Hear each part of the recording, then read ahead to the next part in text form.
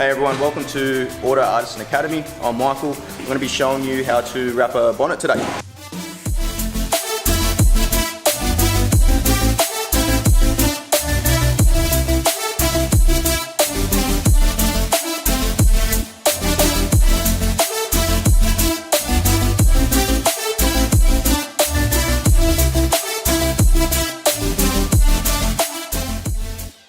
So first things first, we clean and prepare the bonnet. This one's pretty easy. We don't have any squirts, any jets on the bonnet, so we don't have to dismantle anything. We don't have a badge on the bonnet, fortunately, so it's going to be a pretty straightforward install. We do need to clean, and we clean thoroughly. I mean, that's the most important step to make sure that the vinyl holds on all the edges, on the surface, corners. It just makes for a nice, seamless and paint-like finish. So we go under the bonnet and we make sure that we are cleaning well underneath, because the vinyl does wrap around the edge. And then we check our rag, we just see if there's any dirt coming off. This bonnet's pretty clean, so we are going to do it anyway just to make sure. It's really important to lift up your wipers, just make sure that you get all the dirt underneath you, all the debris, fallout, leaves. If you need to, grab a blower. If you have that handy, just make sure that's nice and clean, so when the vinyl does go up over the edge, we have a lot of bleed, it does become a bit static, so we just want to make sure that that's not lifting up the dirt with it. We've put some tape over the top here, and the reason being is because when we do have that excess, we want to make sure that when it does stick to the cord, we can actually lift it up nice and easy. It means that there's not going to be any cracking in the vinyl. As it gets colder, it does get a little bit more brittle, so we just want to manage that and make sure that we don't get any nasty sparks. So now that the bonnet's been cleaned and prepped, we're going to start laying on the vinyl. I mean, the more guys that you have, the better. It typically takes, 1 to 2 people anyway, but we're going to show you with 2 people how we go about it. Chris, if you want to give me a hand, we'll just start laying this on the bonnet.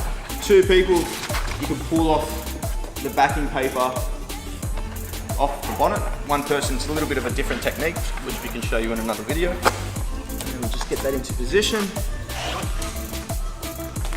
And then we do what I like to call sheeting the vinyl, just like a bed sheet. We make sure it's taut on all corners first. The vinyl does have an air release system, so any air trapped underneath will make its way out to the edge. We just want to make sure that we're avoiding all bunching up of material and creasing, so we get it really nice and smooth before we even start to apply with the squeegee.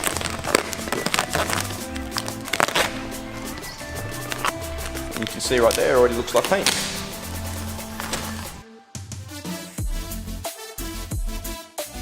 We're going to start from the center and work our way out. That way we're dividing the bonnet in 2 pieces, so if we do run into any issues, it's quite easy to lift up a half of the bonnet rather than the full bonnet, as well as create a tack point so we can stretch the vinyl either way if need be. We've got it pretty taut, it's nice and smooth, but what I am going to do is I'm going to actually pull it a little bit more on the corners, so then that way we're doing what we call a cold pre-stretch. So that just means that the vinyl is taut on that corner. Already it's almost a painted finish. We just apply a little bit of heat, and what that will do is soften up the film and pull that back on the corner and create a perfect finish. So what I'm going to do is I'm getting down the flat areas first and foremost, all the high points, and I'll carry these squeegee strokes all the way up to this recess now. There's a little channel there, and what I do is I use my Avery Glove Pro, and this creates a nice slide over the film.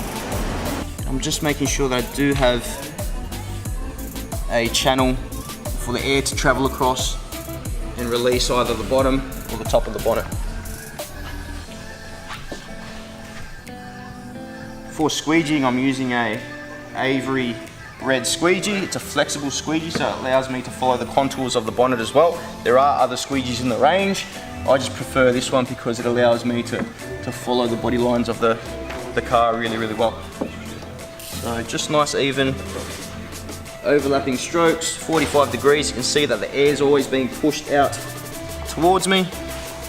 All right, so on this particular piece of the bonnet, what you have is you have the outer edge flaring up, so it's got quite a deep even though it's wide, quite a deep recess. So rather than squeegee into the recess and get squeegee strokes, which you can get with the adhesive when the vinyl's being stretched, what I'll do is I'll use my palm, and that just gives me a nice smooth motion.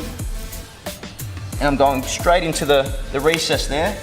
I'm going to be avoiding any squeegee strokes, and what I can do is now give myself a release point for the air and squeegee that out without seeing any squeegee strokes from laying into that recess, which would have otherwise happened if I hadn't used my hand. Unfortunately, on used cars, they do tend to come with stone chips. So we try our best to clean the bonnet, but unfortunately stone chips, sometimes they just have to remain underneath. The vinyl will cover them up somewhat, but not completely in some cases. So I like to take care of my corners first, just because I like to tackle the corner and then carry all the excess film on either side of that corner. If I start to work here, trim, and then lead up to the corner, I'm going to have a gathering of too much material. So what I like to do typically is just create a nice cut on the edge of the car here, leaving myself enough film to carry around the edge of the bonnet, and I'm going to carry on straight, so then that gives me a tab to work with on the corner. I'm going to do the same here. I'm going to leave myself a little tab, and now I have full freedom to just focus on that area. Now if you remember, we actually put a cold stretch into that corner, so what I want to do is, with my trusty torch, you've got to be careful with the torch, but practice makes perfect. What we'll do is we'll focus on this corner here, give it a little bit of heat. I like to cut underneath the corner. I'm just going to be cutting behind the bonnet now. I'm just running the blade underneath the edge so I don't have any excess that I have to play around with. I'm just cutting it so it's nice and straight. The blade's not cutting into the paint, I'm actually moving the blade away from the surface. And I can run my finger over the top, again just using the Glove Pro. That way it runs nice and smoothly. Because we have a dark film covering a black car, what I'm going to do is I'm going to be cutting against the face of the underside of the edge, so I don't have too much excess film that I have to tuck under. You won't be exposing colour from underneath because it is a dark car, so it's just an easy, efficient way of cutting. So what I want to make sure is that we've wrapped carefully the edge. We've done it in increments, we don't have too much excess that we're playing with, and then I carry the blade up underneath the bonnet. You can see that I'm just using my finger there as a guide, and again I'm just working that blade, steering it away from the paintwork, and then I'll stop right here, go back and apply what I've done. Alright, as we go along the front corners of the bonnet, they're not very sharp, they're actually really nice and smooth, so it just takes application on the top edge and round it off with your fingers using the glove, and you'll get a nice smooth edge. And then I'll do what I did before and run my blade along the underside. Get a bit more heat again.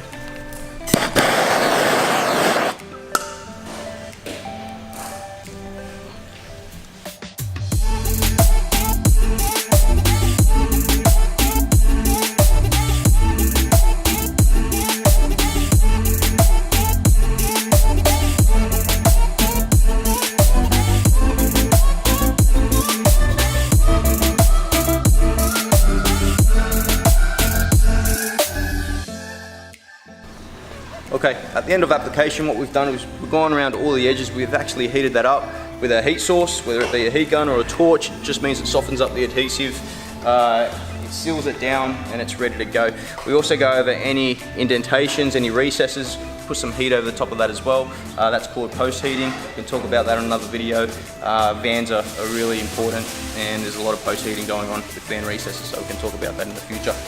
With this bonnet, look, a few things to think about. Main thing is the cleanliness, so really give it a good clean. If you need to wash it first, then clean it, give it a clay bar even. Application wise, once you've done that, grab a hand if you can, if you've got a friend handy. If you've got someone in the workplace, just call them over.